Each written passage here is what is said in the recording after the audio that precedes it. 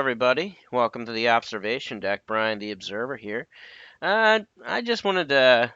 I just had a thought. I just got a wild hair because I kept hearing about this for a while, but I never really looked into it. And so today's topic is going to be about the Dixie Mafia, and we're going to do our key article right here. This is actually from the Inside Edition. This is actually back in February. Tip from dying witness leads to arrest in 1973 cold case slaying of a man associated with Dixie Mafia. There he is. A tip from a dying witness has led to an arrest in a cold case killing of a Tennessee man known to the associate with the Dixie Mafia, authorities said. Raymond Constant Jr., 43, was found slumped inside of a cab of his new tractor trailer in Von Row on March 16, 1973. The trucker had been shot at least 17 times by a high-powered rifle. It was probably a submachine gun, Richard Fisher, the district attorney general at the time of Constant death, told Knoxville's News Sentinel. They made sure he was dead. Sure enough, they did. Police investigated the case for years, and in 1982, a man was charged with first-degree murder in Constant deaths. The man insisted he was innocent. The charges were ultimately dropped when the assertions made by a single dying witness fell apart in court, and the case went cold. But on Friday, police announced a break in what had become one of the oldest cold cases in East Tennessee. Max Benson Calhoun, who was 67, was arrested and charged with first-degree murder after another witness, who was apparently suffering from a terminal illness, came forward with new information. That witness wanted to tell what they knew before they passed. Steve Crump, 10th Judicial District Attorney General, told reporters Tuesday. Crump declined to provide details about the witness or their story, but said it does not contradict what investigators have long suspected to have occurred. Before he was killed, Constant told his family he had kept notes on his business dealings, which prosecutors at the time believe included work for a network of criminals known as the Dixie Mafia, the News Sentinel reported. He wasn't a sterling character by any means, but he didn't deserve to die, Fisher told the News Sentinel. You never know when you start walking on the dark side where it's going to take you. Officials suspected Constant was running untaxed cigarettes and stolen goods for the lawless faction, which the FBI called a loose confederation of thugs and crooks.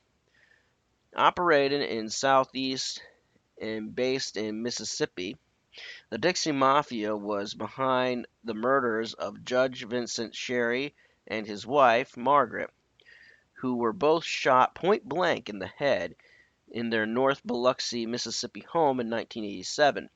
Investigators learned mobster Kirksey Nix was running a dating scam out of the office of Sherry's former law partner, Pete Hallett, and after Nix accused Hallett of stealing from him, Hallett allegedly blamed Sherry, believing Hallett and Nix ordered Sherry killed. Nix was convinced.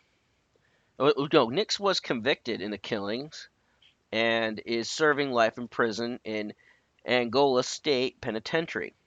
Hallett was convicted in 1997 of conspiracy to commit racketeering, obstruction of justice, conspiracy to obstruct justice, and conspiracy to commit wire fraud, and was sentenced to serve 18 years in prison.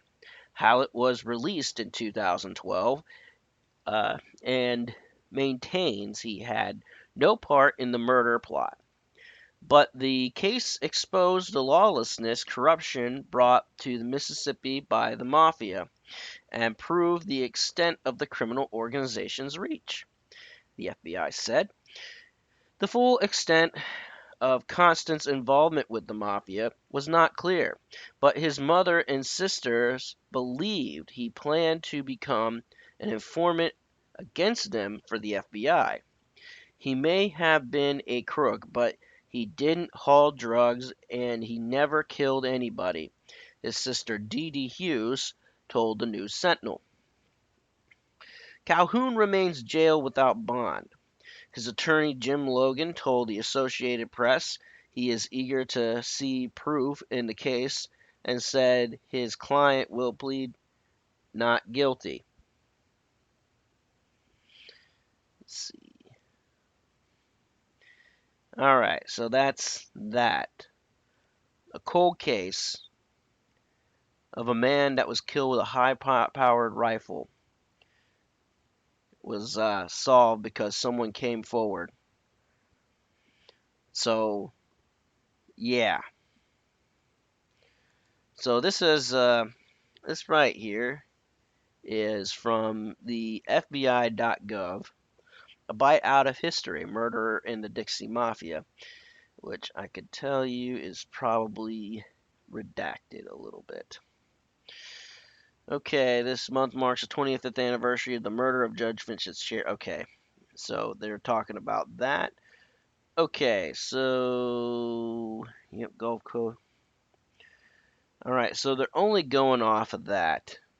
Okay, and what does the old Wikipedia have to say about the Dixie Mafia? Let's see. It is said, founded by Mike Glitch Jr. Let's see, territory. Yeah, yep. Usually white Southerners from southern United States. Okay, allies, state line mob, American Mafia, and the Ku Klux Klan. Peckerwood gangs, Black Mafia, and Folk Nation. I'm gonna have to look into some of those just for my own personal amusement. So yeah, let's see. One contract killer, Willem Miller, known as Blue Eyes. Okay, yeah. So if you want to learn about that, I'm gonna plug the Wikipedia article right there. But it also going on with this. It is long suspected, and it's certainly not on the FBI website that the Clintons were part of the Dixie Mafia, which could mean a lot of things, and maybe not, and possibly used them as leverage. It's easy to use a ragtag gang as muscle, whether you're deep in it or not. I'm sure we could find some association. But we'll look right here just real quick. I'll read the first couple of paragraphs. Beginning in the late 60s, the Dixie Mafia began working as a loosely knit group of traveling criminals performing residential burglary, robbery, and theft. The gang did not function with a set chain of command, but was led by whoever had the most money. Despite the informal structure, the Dixie Mafia had one rule that members were expected to obey: thou shalt not snitch to the cops. Unlike members of the Sicilian Mafia, the members of the Dixie Mafia were not connected by family or country of origin. They were loosely connected individuals of many nationalities with the common goal to make money and wield control over the illegal money-making operations by any means, including influence, peddling, bribery of public officials, and murder. The game became known for carrying out contract killings, particularly against former members during its peak, from the early 70s to the late 80s. Dozens of people were murdered, usually shot, by its members. Victims were most often murdered because they testified or threatened to testify against fellow members. One contract killer, Willem Miller, also known as Blue Eyes, was said to have carried out many of the contract killings. This could never be proven due to the lack of information or evidence. Mike Glitch was also a patron and protector of Kirksey McCord Nix Jr., one of the gang's most notable members, in December 1965. At the age of 22, Nix was caught carrying illegal automatic weapons in Fort Smith, Arkansas. An old friend of his, uh, Junda Jones, ran a bordello there, and Nix became involved with Jones' adolescent daughter, Sherry Lara, in later years. She would play a key role in his operations, including direct ties to the murders of Circuit Court Judge Vincent Sherry and his wife Margaret, a former Biloxi councilwoman and mayoral candidate. Edward Humes, in his 1994 book Mississippi Mud, Southern Justice and the Dixie Mafia, chronicled the Sherry murders and the subsequent investigations of Gillich,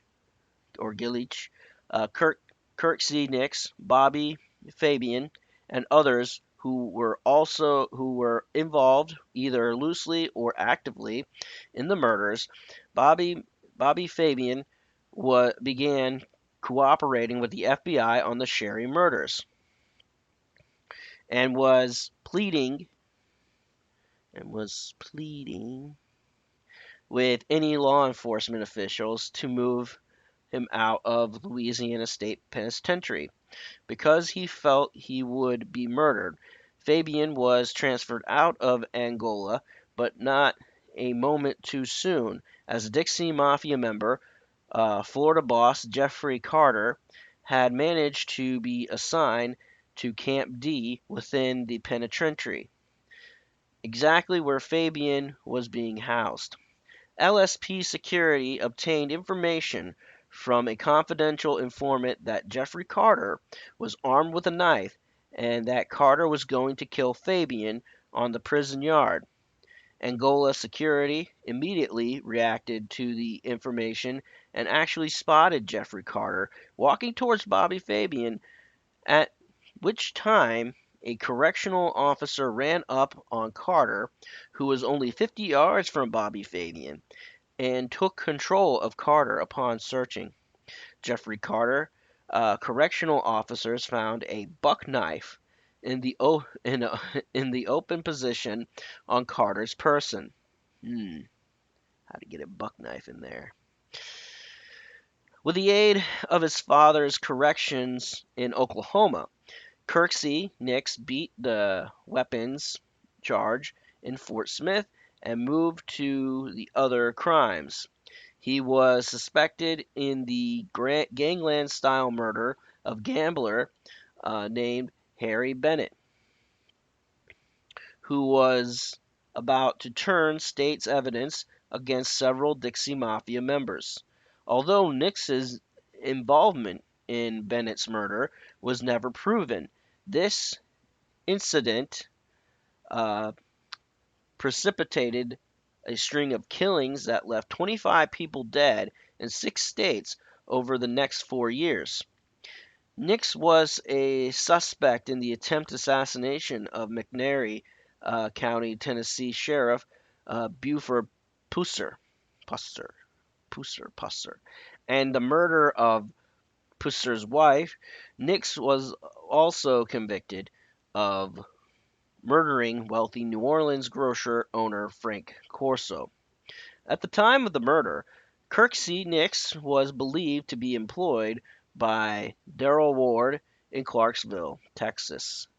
Mr. Ward was a noted associate of the syndicate boss, Sam Momo uh, Giancana, and is thought to have controlled organized crime and bootlegging throughout Texas, Louisiana, Arkansas, and Mississippi. The Dixie Mafia was strongly connected to the state line mob, and its leader, Carl Douglas, Towhead White. Mike Gillich Jr. died at age 82 of cancer in his Biloxi home On April 28, 2012, he reportedly had a religious conversion to Christianity in the years prior to his death. As of 2014, there has been a single group that has reestablished the Dixie Mafia in Wisconsin, mainly in Milwaukee. This newly formed Dixie Mafia focuses more on violence than the original Mafia. Well, how is it the Dixie Mafia if it's in if it's in Milwaukee? Okay. Locales. The Dixie Mafia's origins were in the Appalachian states.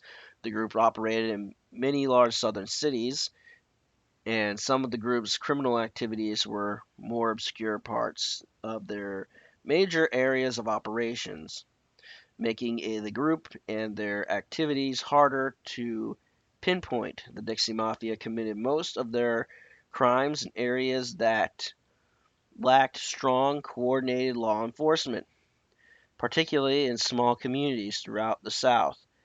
In doing so, murders, intimidations, or other criminal activities could take place with less risk of law enforcement being able to directly link the crimes to the organization. Small town and county law enforcement agencies, especially in poorer sections of the South up to the 1990s, were usually inadequately equipped and rarely had officers with extensive experience in the investigation and of homicide of organized crime.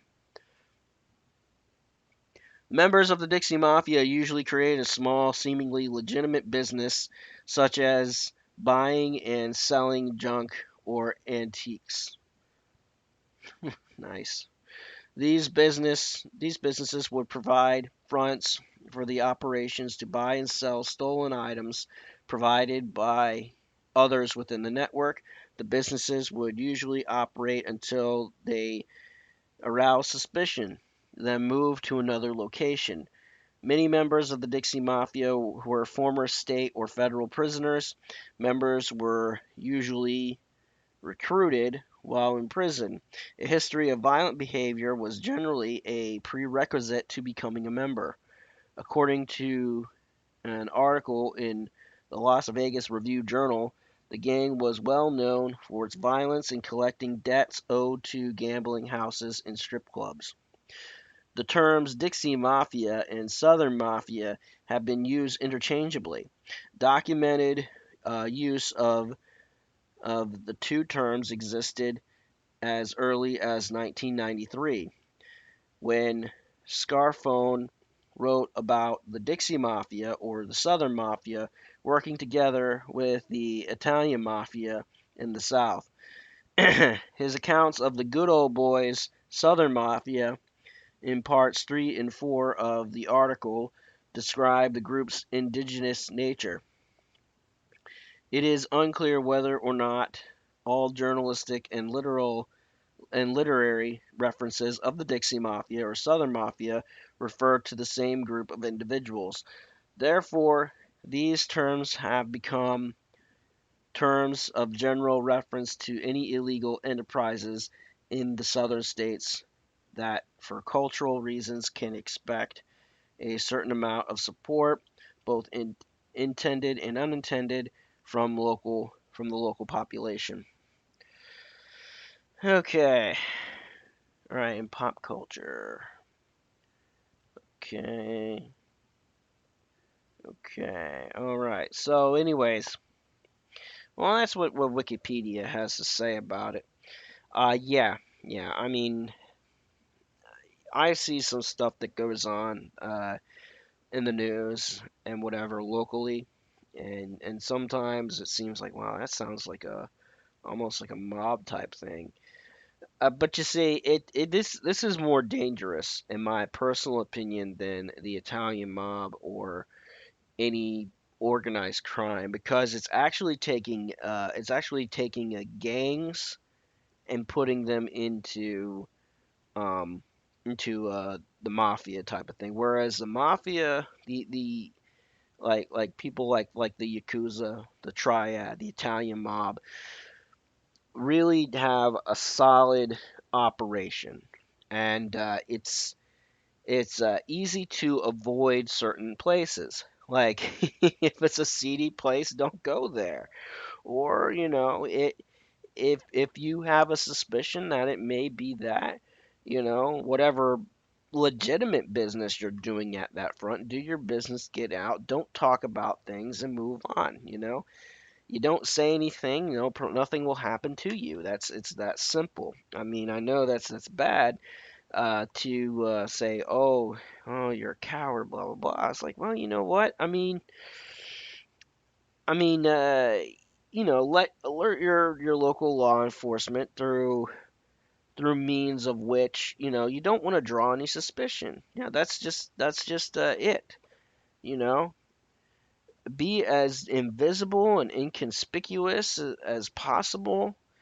Um, but I believe that this whole thing with the Dixie Mafia will never get fully uncovered because of the ties about especially Bill Clinton overall to it, and so I think that there's going to be some holes that we're not going to get, and I have friends that know the skinny on the whole MS-13 thing, and it's a lot more organized than what you would believe. So it's like you got on the structure, you got the main business driving driving the perpetual income, then you have all these smaller racketeering operations that wind up getting busted more often than not. And so it's harder to get into it, and the more violent members get caught, you know. And so that's the name of the game. Unfortunately, it's just this world's full of violent people, and it's okay to be ambitious and whatever, but when you start getting on the one side of the spectrum, it's hard to get out. It's really hard to get out, especially a gang or a mafia like this. You know, it's crazy. It's crazy, and it. So what's best is to just kind of follow the law of the land, and don't do anything illegal. That's all I gotta say. That's the lesson of the day. So, anyways, I hope you've enjoyed this. Yeah, I was gonna maybe do a live stream, but I was just like, I'm just too tired. It's one of those days where the clouds moved in and just zapped everything from you. You had a long week. You know how it is. Anyways, like, subscribe, hit the bell, share this out. I will see you on the next one. Look forward to more content from me this week, and I'll see you soon.